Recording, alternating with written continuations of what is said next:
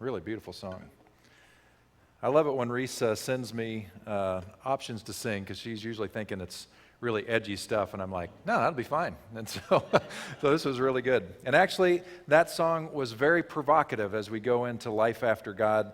If you haven't got the book, I recommend it. $10 here at Crosswalk. Grab it in the back. I've got a few more weeks to go on this one.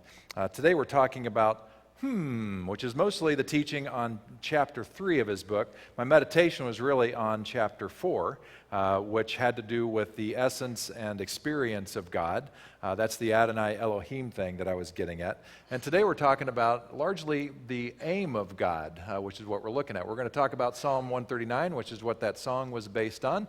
Going to give you the option to agree, disagree, or both agree and disagree with the psalmist.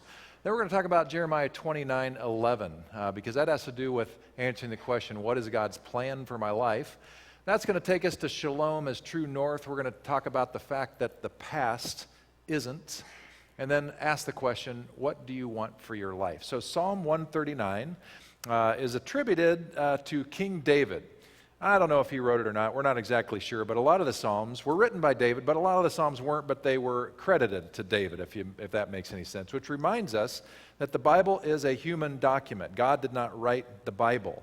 You had very well-meaning people in their time in history that were wanting to convey their experience, their understanding of the worldview, what was happening in their culture, in their country, in their hearts, and how God was a part of that whole thing. And so you get different images of God throughout the text. You get pictures of this wonderful, loving God who's filled with shalom, which I think is really that core essence that is unchanging. But then, because you have human beings writing it from their experience, you have God that shows up as this vengeful jerk sometimes, who's just ready to wipe people out if they make the wrong move. And that doesn't seem to jibe. And that just reminds us that when we look at the Bible, we're reading books, 66 in fact, that were written with human hands, human ideas, human interpretations of their reality. And so when we hear Psalm 139, which I'm going to read for you right now, I just want you to sit there and think to yourself. You don't have to bark it out loud unless you just can't help yourself. I agree with what he's saying. I disagree with what he's saying. And we'll find out if any of you agreed or disagreed at the very end. So here we go. Psalm 139, which is a mostly lovely psalm. It gets really dark at the end, but you'll hear it. O Lord, you have examined my heart and know everything about me. You know when I sit down or stand up. You know my thoughts even when I'm far away. You see me when I travel and when I rest at home. You know everything I do. You know what I'm going to say even before I say it, Lord. You go before me and follow me. You place your hand of blessing on my head. Such knowledge is too wonderful for me, too great for me to understand. I can never escape your spirit. I can never get away from your presence. If I go up to heaven, you are there. If I go down to the grave, you are there. If I ride the wings of the morning, if I dwell by the farthest oceans, even there your hand will guide me and your strength will support me. I could ask the darkness to hide me and the light around me to become night, but even in darkness I cannot hide from you. To you the night shines as bright as day. Darkness and light are the same to you. You made all the delicate inner parts of my body and knit me together in my mother's womb. Thank you for making me so wonderfully complex. Your workmanship is marvelous. How well I know it. You watched me as I was being formed in utter seclusion, as I was woven together in the dark of the womb. You saw me before I was born. Every day of my life was recorded in your book. Every moment was laid out before a single day had passed. How precious are your thoughts about me, O God. They cannot be numbered. I can't even count them. They outnumber the grains of sand. And when I wake up, you're still with me. O God, if only you would destroy the wicked. Get out of my life, you murderers. They blaspheme you. Your enemies misuse your name. O Lord, shouldn't I hate those who hate you? Shouldn't I despise those who oppose you? Yes, I hate them with total hatred, for your enemies are my enemies. That's the dark part, in case you didn't notice. But he brings it back. Search me, O God, and know my heart. Test me and know my anxious thoughts. Point out anything in me that offends you, and lead me along the path of everlasting life. So, how many, when you heard this, and many of you have heard this many times in your life, how many of you, as you were reading, you said, oh, I can agree with some of that? Yeah, sure. There's some beautiful parts in there. Very good. And how many of you, when you heard some phrases, you're like, I'm going to have to disagree with some of this stuff? Yeah, it's okay to, I was going to say, just to give you some freedom, that God's not going to smite you dead if you disagree with the Bible. So how many of you disagree with some of the things that the psalmist wrote? Right. Yeah, I was just kidding about that. God party's really pissed. You guys are toast. Sorry, but now the cat's out of the bag and you can't take it back, so that's a bummer.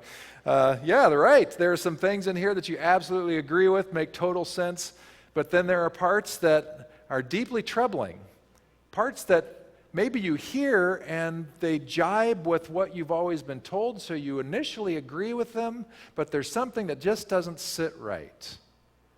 The ones particularly for me, and I think many people, are like, you knew every word that was going to come out of my mouth before I even said it.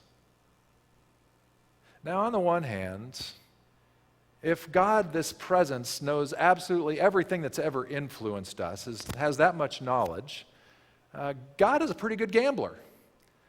God can probably predict, just as you already did today, what you're going to do when you're stressed. You're going to get that milkshake like me.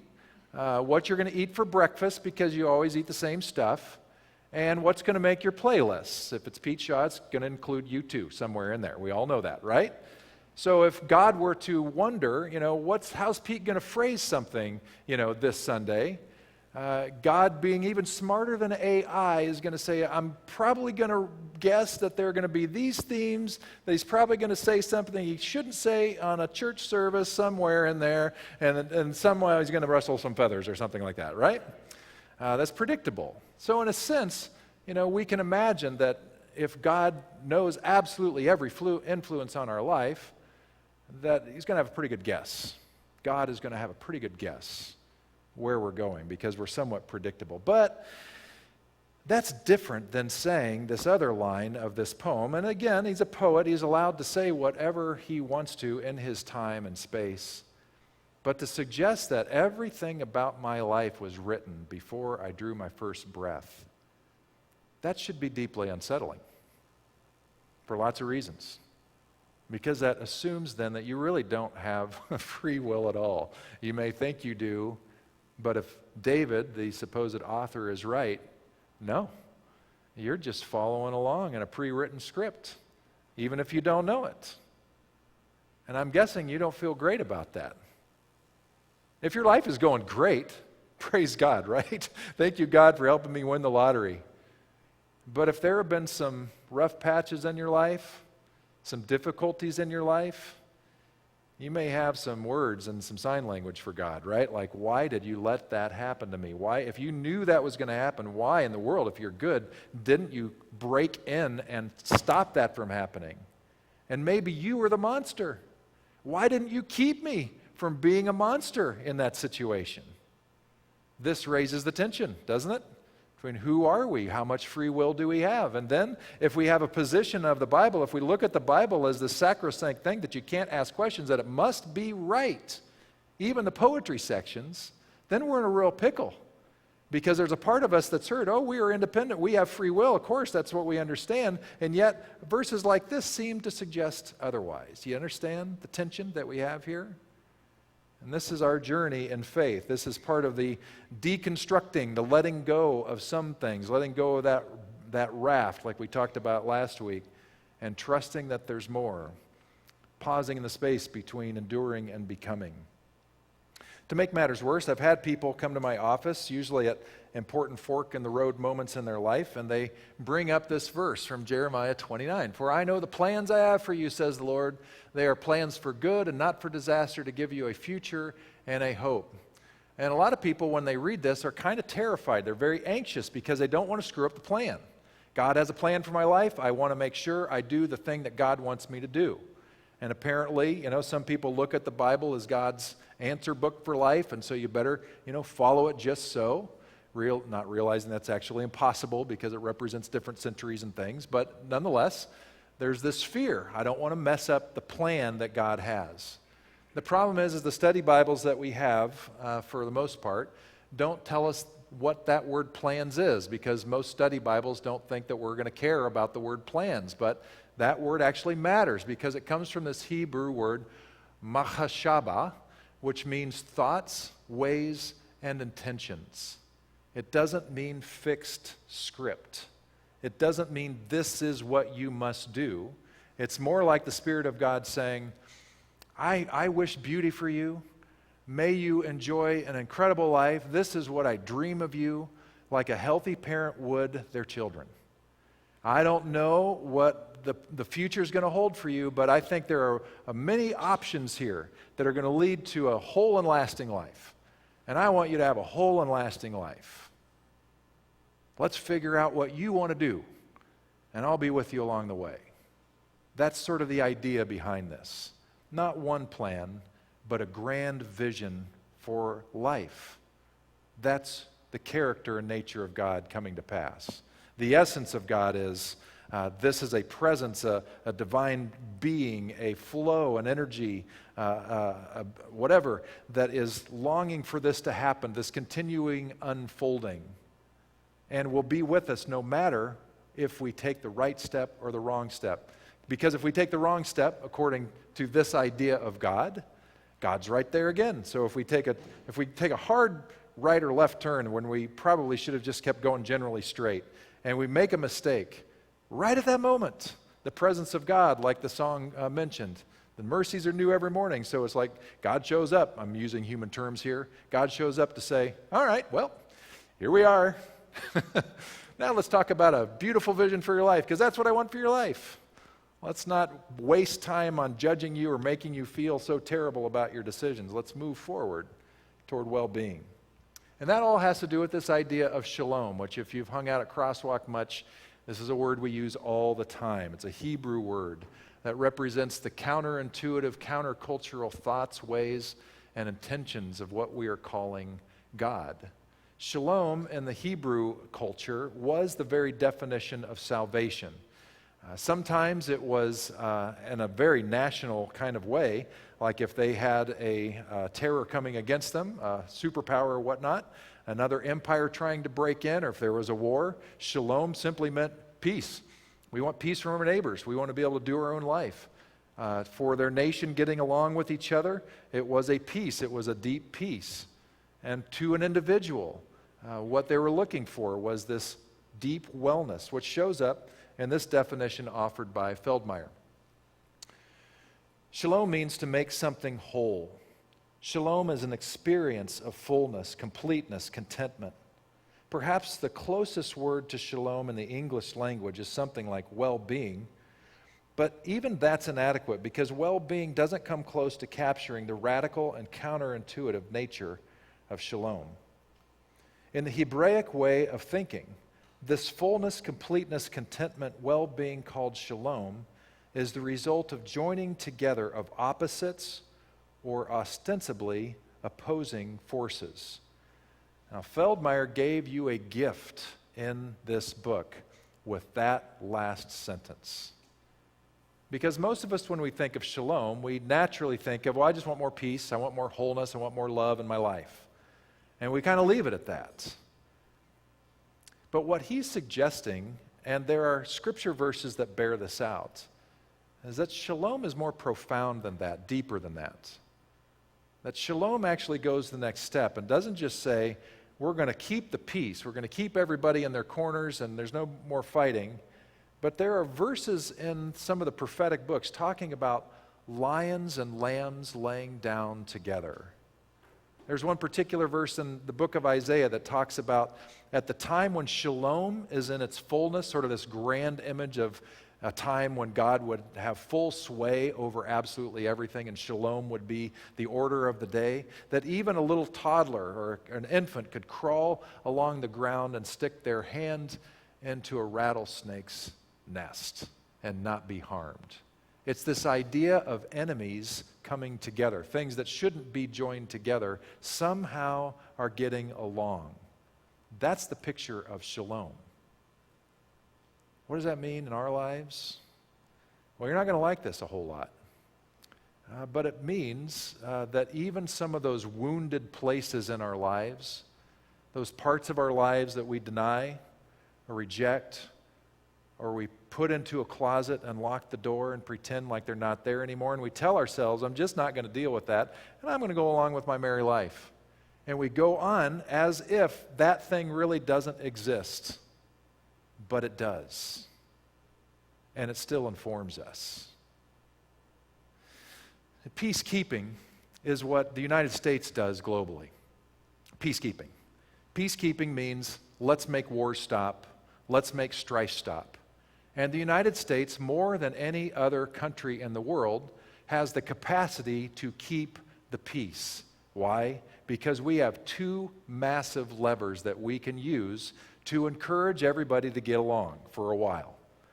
Lever number one, we are the world's largest economy, and our economy is very strong.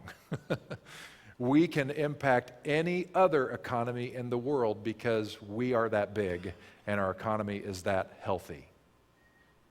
Lever number two, we have the largest, most powerful, efficient military in the world. There is not a close second. These two things together, what can we tell other nations who are acting silly? You better stop.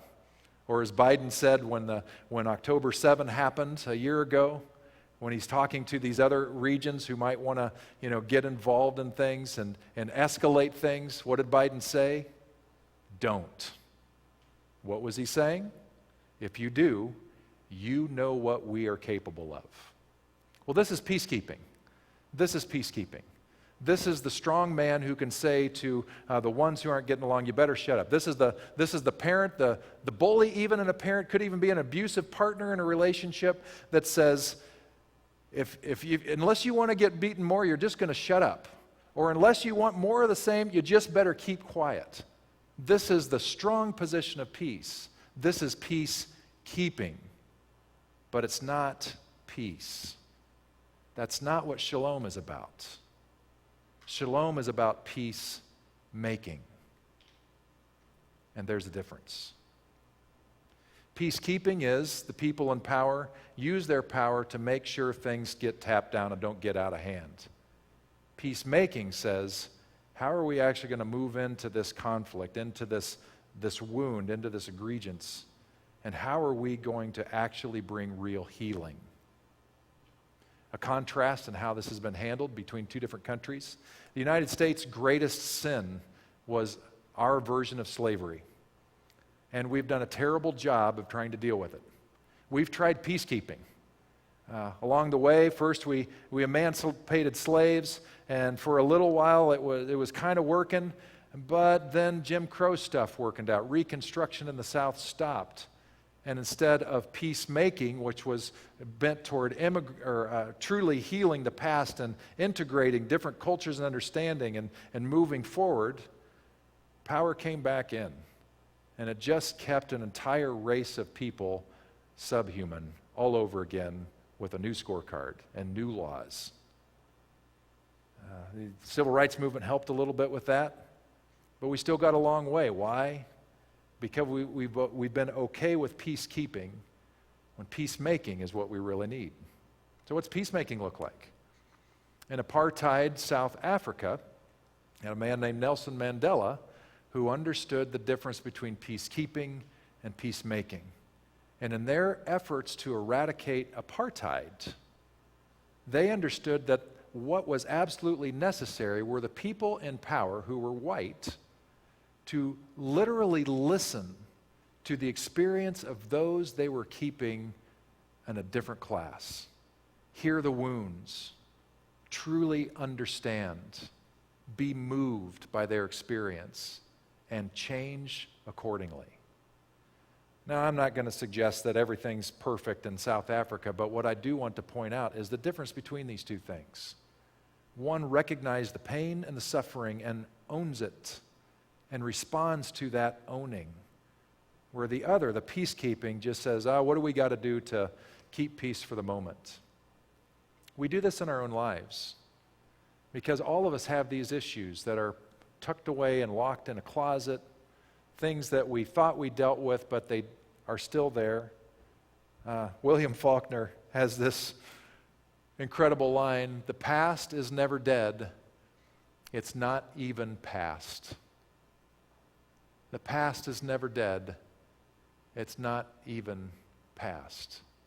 Feldmeyer says our past determines our present and informs our future possibilities.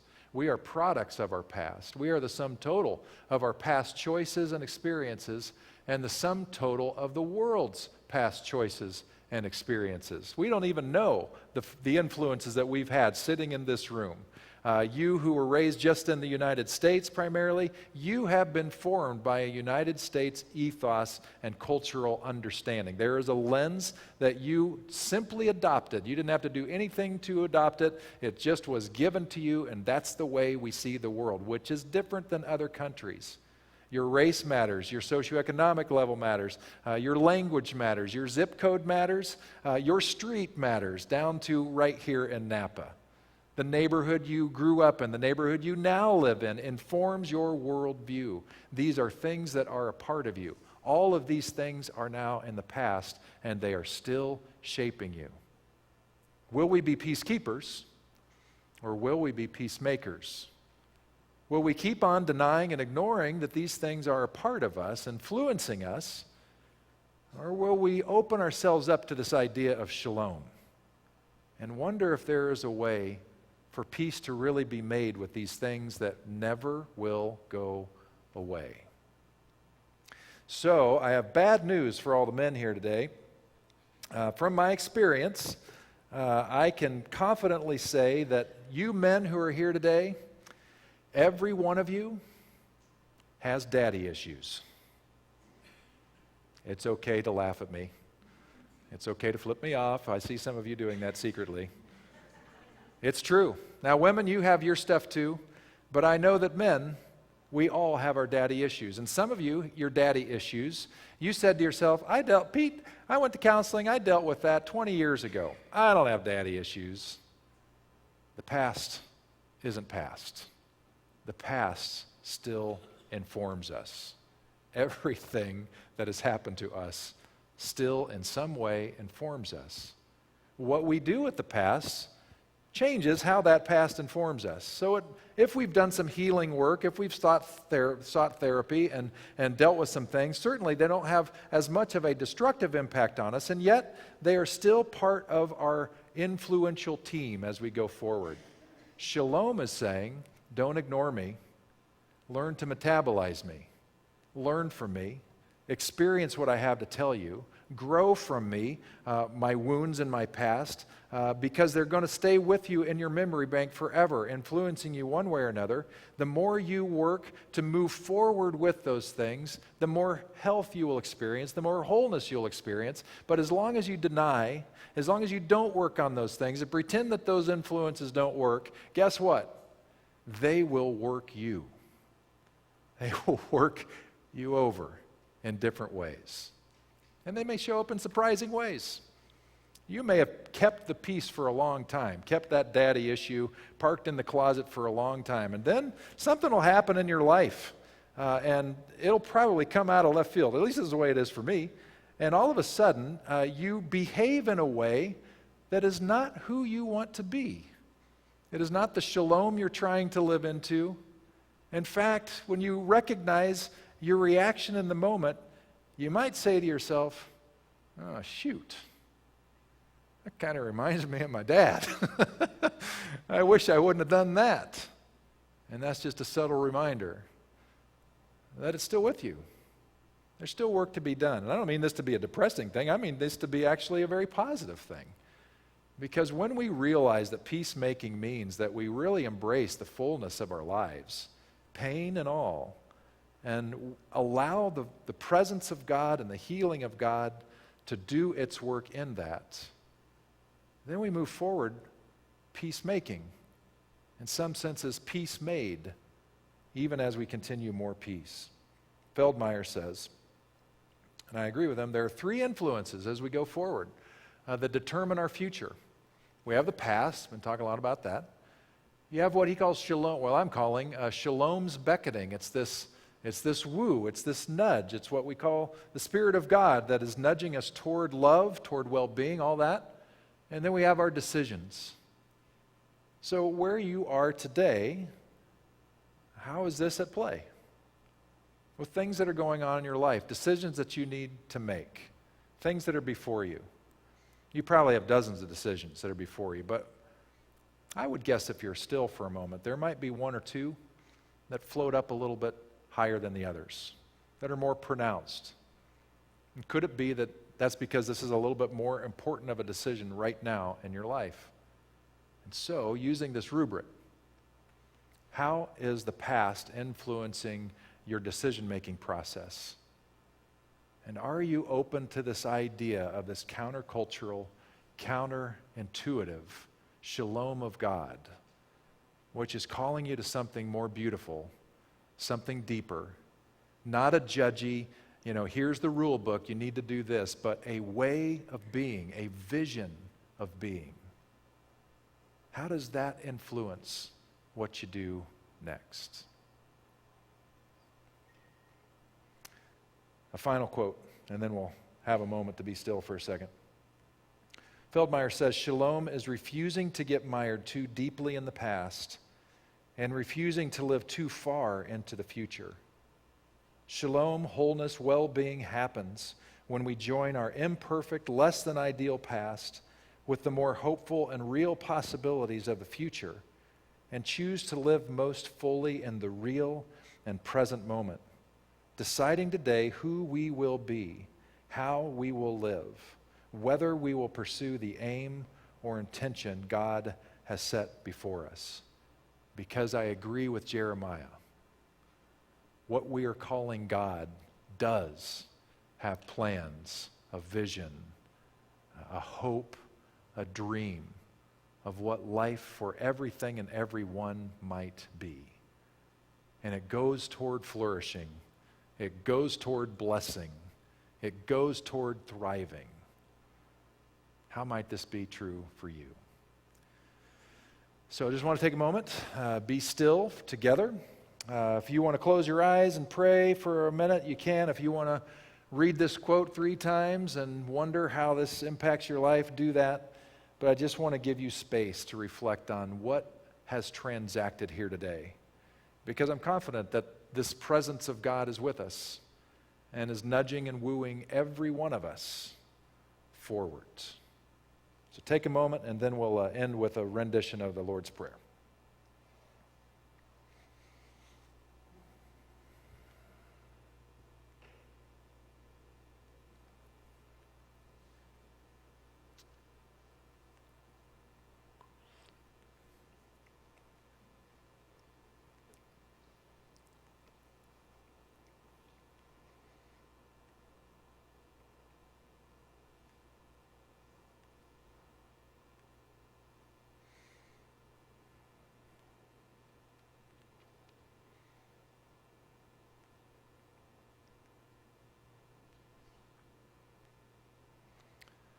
Before we do the prayer, you have communion elements at your table.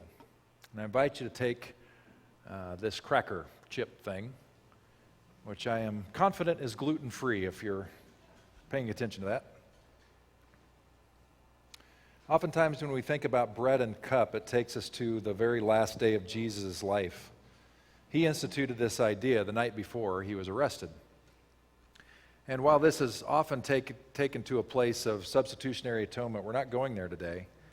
But all I want you to recognize is that this generally throughout our tradition represents the broken body of Jesus. And what I want to tell you is that it's Jesus who we claim to follow. He had a body, and there was brokenness, just like you and me. Sometimes we have brokenness, and the first step toward healing is just to recognize we've got some brokenness within. So take and eat.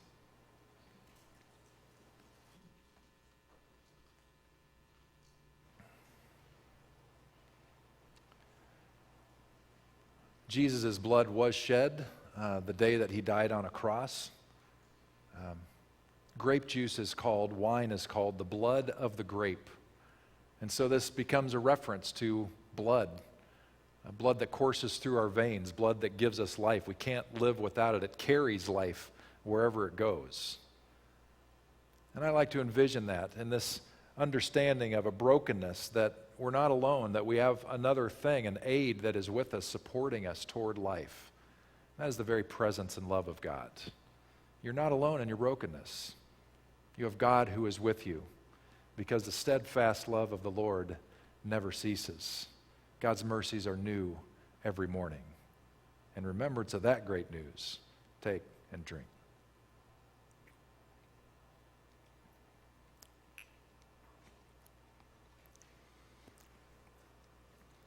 As we have paused in between our enduring and our becoming, may you know that there is a hope and a future that is beautiful and supported by the very presence of God.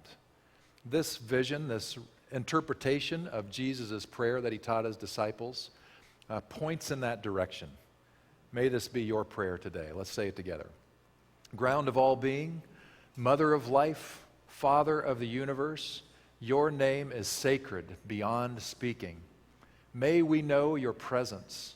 May your longings be our longings in heart and in action.